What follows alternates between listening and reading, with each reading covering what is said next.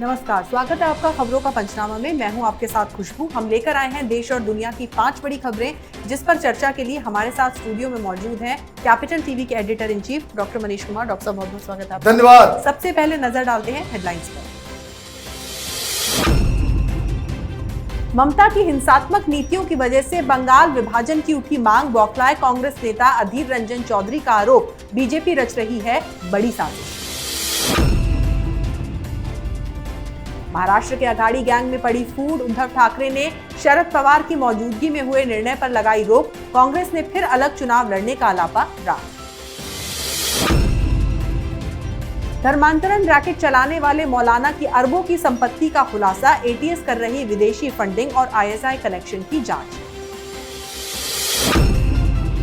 बैंकों से धोखा कर भागे कारोबारियों पर मोदी सरकार का बड़ा एक्शन, माल्या, नीरव मोदी और चौकसी की संपत्ति होगी नीलाम, सरकारी बैंकों को की गई ट्रांसफर। और पाकिस्तान में आतंक के आका हाफिज सईद के घर के बाहर बम धमाका, 2 की मौत, कई घायल।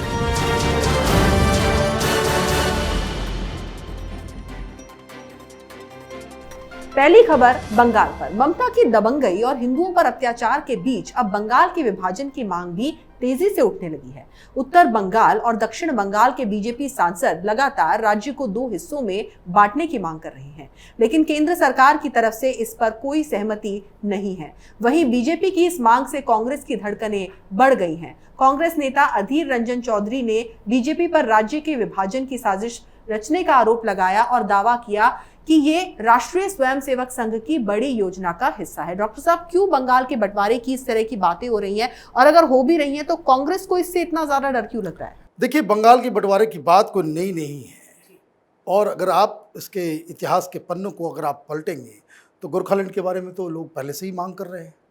वो अलग राज्य बनाना चाहते हैं, वो अपने आप को बंगाली नहीं समझते हैं। दूसरी तरफ जो एक एक्स्ट्रा ऑर्डिनरी सिचुएशन क्रिएट हुई है बंगाल के अंदर में, कि जो मिडिल हिस्सा है बंगाल का, मुर्शिदाबाद हो, मालदा हो या फिर दिनाजपुर हो, जो सीमांचल, बिहार के सीमांचल से जुड़ा हुआ इलाका है, यहाँ पे इतना ज़्यादा घुसपैठियों और बांग्लादेशी घुसपैठी और रोहिंग्या मुसलमानों का वहाँ पे इतना बड़ा जमावड़ा बन गया है कि वो एक अलग किस्म का एक लोकेशन नज़र आ रहा है। और वहाँ पे सरकार बिल्कुल जो कह सकते हैं कि असरहीन है। वहाँ पे पुलिस काम नहीं कर सकती, वहाँ पे सरकारी महकमा कोई काम नहीं कर सकता। सारे तरह के काम जो है वहाँ पे होते हैं। पुलिस, वहाँ पे पुलिस स्टेशन तो है, लेकिन पुलिस न कभी कोई क्राइम रिपोर्ट कर सकती है, न किसी के खिलाफ एक्शन ले सकती है। ममता बनर्जी के राज में और भी ये स्थिति और ख़राब होती चली जा रही है। और बच गया साउथ बंगाल, तो साउथ बंगाल एक अलग तरह का, वहाँ पे आप ये कह सकते हैं कि इन दोनों इलाकों से बिल्कुल अलग है। अब सवाल ये उठ रहा है कि ममता बनर्जी जिस हिसाब से वहाँ पे राजनीति कर रही है, क्या हम एक बॉर्डर स्टेट के एक बहुत ही सेंसिटिव इलाके को इस तरीके से खुला छूट छोड़ दें वहाँ पे, कि जहाँ घुसपैठियों का, ह्यूमन ट्रैफिकिंग का, चाइल्ड ट्रैफिकिंग का वो अड्डा हो जाए, ड्रग्स का वो अड्डा हो जाए, आईएसआई का पूरा नेटवर्क वहाँ पे क्रिएट होने दे। दरअसल बंगाल कश्मीर की राह पे चल रहा है। जिस हिसाब से वहाँ पे चुनाव के बाद हिंदू महिलाओं को, हिंदू परिवारों को टारगेट करके उसके साथ दुर्व्यवहार किया जा रहा है, अत्याचार किया जा रहा है, उन्हें भागने के लिए मजबूर किया जा रहा है, तो उसमें इस तरह की मांग उठना लाजमी है कि अगर देश को बचाना है तो आपको कोई ना कोई ऐसा सिस्टम बनाना पड़ेगा कि जिसमें आप हिंदुस्तान की इंटीग्रिटी, सॉवरेनिटी और यूनिटी को मेंटेन कर सकें।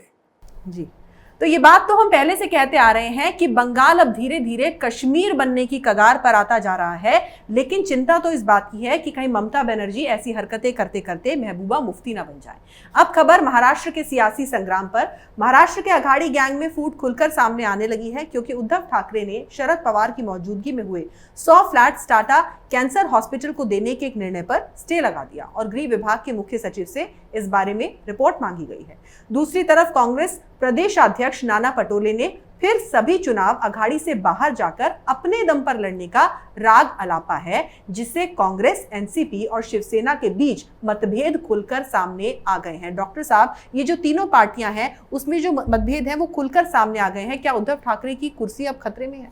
देखिए, आप घर पे मीटिंग बुलाएंगे मोदी से लड़ने के लिए, तमाम पॉलिटिकल पार्टीज को बुलाएंगे और कांग्रेस पार्टी को आप न्योता नहीं देंगे, तो वाजिब सी बात है, नाना पटोले तो कहेंगे भाई हम ये अलायंस में हम बस ऐसे ही हैं, लूटने खसोटने के लिए, जब तक ये सरकार चल रही है, लेकिन हम चुनाव अलग लड़ेंगे। अभी तो साथ ही हैं, लेकिन चुनाव में हम एक दूसरे के खिलाफ लड़ेंगे। ये इस तरह का जो कह सकते हैं कि इमोरल पॉलिटिक्स पहली बार हिंदुस्तान देख रहा है। दूसरी तरफ जो बड़ी खबर है वो कि शिवसेना और एनसीपी के बीच जो लड़ाई चल रही है, क्योंकि न्योता शिवसेना को भी नहीं दिया गया था शरद पवार की तरफ से, तो उसका बदला आज इस हिसाब से लिया गया कि 100 फ्लैट्स बनने थे। कैंसर हॉस्पिटल जो है वहाँ पे देश भर से लोग आते हैं, बहुत गरीब लोग भी आते हैं, तो वो उनको जगह नहीं मिलती है रहने के लिए, तो कहीं होटल में जाते हैं, कहीं कुछ करते हैं। तो एक योजना बनी कि इस तरह का एक 100 फ्लैट्स जो है हम तैयार कर देते हैं, ताकि जो गरीब लोग जो देश भर से वहाँ पे कैंसर का इलाज कराने के लिए आते हैं, उनको रहने खाने की व्यवस्था मिल जाए। वहाँ पे कई दिनों तक रहना पड़ता है, कुछ कुछ लोगों को 15-15 दिन, एक एक महीने के हिसाब से रहना पड़ता है। तो एक योजना तो अच्छी थी, और इसका फैसला कोई और ने नहीं, शरद पवार ने लिया था। अब अचानक से आपने उस फैसले को पलट दिया, और सिर्फ पलटा ही नहीं, आपने गृह सचिव से रिपोर्ट भी मांग ली। ये क्या है, नहीं है, इसका मतलब ये है कि अब आप इसमें मीख में निकालेंगे और बताएंगे कि ये गलत फैसला लिया गया, इसमें कोई घपलाबाजी थी, तो कोई घोटाला हो रहा था, ये घोटाला को बचाने के लिए हमने ये फैसला लिया। मतलब ये है कि जो 3 अलग अलग साइज की पहिए की जो सरकार है, तीनों पार्टियां अब अलग अलग दिशा में जाने लगी हैं। कोई प्रधानमंत्री बनना चाहता है, कोई अकेले चुनाव लड़ना चाहता है, और कोई इन दोनों को सबक सिखाना में लगा हुआ है। तो ये for all practical purposes this alliance is dead and over. जी, तो बात बिल्कुल सीधी सी है कि जब पार्टी के नेता पार्टी में रहकर अलग चुनाव लड़ने की बात करें तो इससे बड़ी बेइज्जती इस गठबंधन की और क्या होगी। अगली खबर यूपी के गद्दार मौलानाओं पर। यूपी में धर्मांतरण का खेल खेलने वाले मौलानाओं की काली कमाई को लेकर एटीएस ने बड़ा खुलासा किया, जिसमें यह पता चला है कि मौलाना उमर गौतम के पास अरबों की संपत्ति है। जी हाँ, अपने इसी रसूख के बल पर यह मौलाना गरीबों को निशाना बना रहा था, एक एक कर हजारों लोगों की धर्मांतरण के खेल में बलि चढ़ा रहा था। वहीं एटीएस अब इन मौलानाओं की विदेशी फंडिंग का भी पता लगाने में जुट गई है। एटीएस के सूत्रों का कहना है कि इस रैकेट को चंदे के तौर पर विदेश से भी फंडिंग हुई है। यही वजह है कि अब जांच एजेंसी इस रैकेट के आईएसए के साथ लिंक तलाश रही है। डॉक्टर साहब, धर्मांतरण का रैकेट जो है कहां तक फैला हो सकता है? देखिए, हिंदुस्तान में बिना लाग लपेटे मैं बात कह रहा हूं कि हिंदुस्तान में धर्मांतरण एक धंधा है, चाहे वो क्रिश्चियंस करें या फिर मुस्लिम्स करें। प्रधानमंत्री मोदी की सरकार आई, उसके बाद इन्होंने फॉरेन फंडिंग के ऊपर बहुत ही लगाम लगाया। ये एनजीओ के नाम पे हजारों करोड़ रुपए जो हिंदुस्तान में आया करते थे, उसके ऊपर जो है बिल्कुल ही पूर्ण विराम लगाया गया। और आपको मैं बताऊं कि ज़्यादातर जो पैसे आया करते थे, जो टॉप 10 जो डोनर्स थे, उसमें से 7-8 जो है वो क्रिश्चियन मिशनरी हुआ करते थे। जो रिसीवर थे उस तरह के डोनेशंस के, टॉप 10 में 7-8 वो कन्वर्जन करने वाले ईसाई पादरी और इस तरह के चर्चेस का नाम था। अब यहां पर रोक लग गई। उसी तरीके से ये जो नया बवाल मचा है कि ये एक आदमी हजारों, ये तो, और मैं आपको बता दूं कि कुल मिलाकर के 7 राज्यों में ये रैकेट फैला हुआ है। यह सिर्फ 2 मौलानाओं की बात नहीं है, it's a complete international racket. और एक और खुलासा जो कुछ दिनों आने के बाद होगा कि ये जो फिजिकली चैलेंज्ड बच्चे थे, उनकी तस्करी भी की जाती थी धर्म के नाम पे। इसका भी आगे आने वाले दिनों में खुलासा होगा। जब ये पूरी कहानी दुनिया के सामने आएगी, तब आपको समझ में आएगा कि हिंदुस्तान के दुश्मन बॉर्डर के बाहर नहीं, ये गद्दार देश के अंदर बैठ के देश के जड़ों को जो है वो काटने में जुटे हुए हैं। जी, तो जिस तरीके से मौलानाओं की इस खबर ने तूल पकड़ा हुआ है सोशल मीडिया पर, तो ऐसा लग रहा है कि सोशल मीडिया पर हर टाइम एक्टिव रहने वाले राहुल गांधी अब 1-2 दिनों के लिए सोशल मीडिया प्लेटफॉर्म से गायब हो जाएंगे। अब बात भारत के भगोड़े कारोबारियों की। देश के 3 सबसे बड़े भगोड़ों विजय माल्या, नीरव मोदी और मेहुल चोकसी के मामले में सरकारी बैंकों की बड़ी मुश्किल आसान हुई है। ईडी ने सरकारी बैंकों को इन तीनों भगोड़ों से जब्त की हुई 9,371 करोड़ 17 लाख रुपए की संपत्ति को सरकारी बैंकों को ट्रांसफर कर दिया है। सरकारी बैंक अब इन संपत्तियों की नीलामी करके अपना पैसा वसूल कर सकते हैं। डॉक्टर साहब, मोदी सरकार के इन भगोड़े कारोबारियों पर एक्शन, ये सरकारी बैंकों को कितनी राहत मिली है? देखिए, एक तो पैसा वापस आ गया। प्रधानमंत्री मोदी कई बार इस तरह की बातें कह चुके हैं, चुनाव की रैलियों में कह चुके हैं, प्रेस कॉन्फ्रेंसेस में कह चुके हैं, अपने भाषणों में कह चुके हैं कि एक एक पैसा इनसे चुकाया जाएगा। अब 2 खबर आ रही है। एक तो लंदन में इन लोगों का पूरा सिस्टम खराब हो गया, सारे जो लीगल रिकोर्सेस थे वो एक के बाद एक बंद होते चले जा रहे हैं। वही हाल चौकसी का भी है, वहाँ पे भी इसको दिक्कत हो रही है। मतलब ये कि नीरव मोदी हो, चौकसी हो, माल्या हो, ये सब के सब आने वाले दिनों में इनको भारत घसीट के लाया जाएगा और तिहाड़ में इनको बंद किया जाएगा।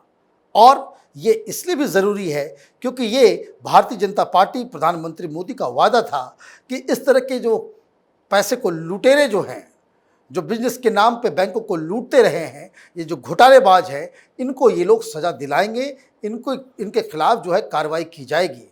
तो अब वक्त आ गया है कि जब इनके ऊपर कार्रवाई होती हुई नज़र आ रही है। एक तो इनके सारी संपत्ति को जब्त कर लिया गया, बैंक को ट्रांसफ़र कर दिया गया है। अब जो बचा हुआ है वो ये बचा हुआ है कि कब इन लोगों को तिहाड़ जेल के अंदर सड़ाया जाए। अब उसकी भी तैयारी पूरी हो गई है। जी, आखिरी खबर पाकिस्तान पर। पाकिस्तान में मुंबई हमले के मास्टरमाइंड हाफिज सईद के घर के बाहर जोरदार धमाका हुआ है।